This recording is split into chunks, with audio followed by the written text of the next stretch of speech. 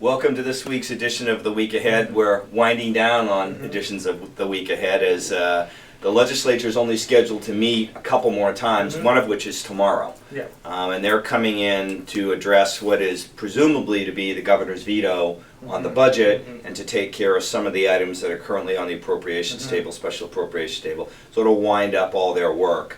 In anticipation of another veto day or two around the 16th or 17th of July. Yeah.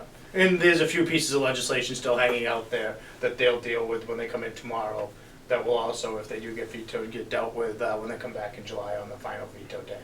But right now, I mean, there are a number of vetoes to deal with. I just saw that we're up to 129 pieces of individual legislation that have been vetoed this session. If you had on the line item vetoes of the budget, 64 more. 64, and the highway budget had 15. You're over 200, which I think may be the most we've ever seen in the legislature. Yeah, I think that's right up there, and the legislature, at least as recently, has been overriding most of those vetoes. Yeah. There have been some that are have been sustained, but some of the more politically charged vetoes have been just simply overridden. Yeah. There are bills that, from a policy perspective, I think may be sustained, but it's going to be interesting to see what happens after today with the budget. Does the governor veto it? I think that's the expected outcome. And they'll come in, and I think they'll have a long day tomorrow. Yeah. I don't think they won't get out before dark. That's usually the case. And then after they deal with the special appropriations table, which to clear it usually takes about 3 or 4 hours, and they run all those bills through the process, all bills should be disposed of by the time they leave tomorrow. Yeah.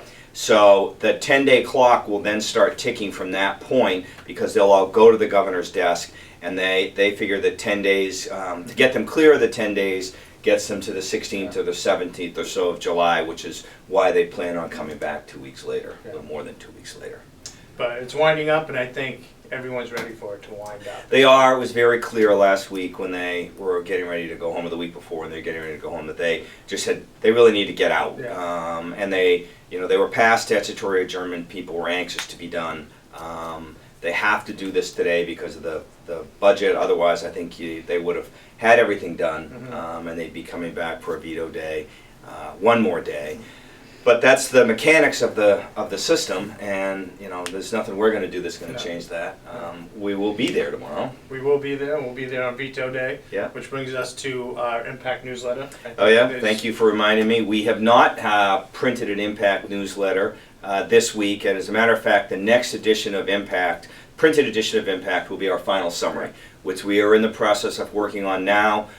Culmination and analysis of the major policy issues of the session, plus our Bill Digest updating, in which we'll have bills that have been enacted, bills that have been killed, etc., etc. So you can expect that probably by the end of July. That's the plan. Anything else? I think that's it. Well, thank you. We'll probably have one more edition of The Week Ahead, the week they come back for veto day. We'll see. But in the meantime, enjoy the 4th of July, and thank you for joining us.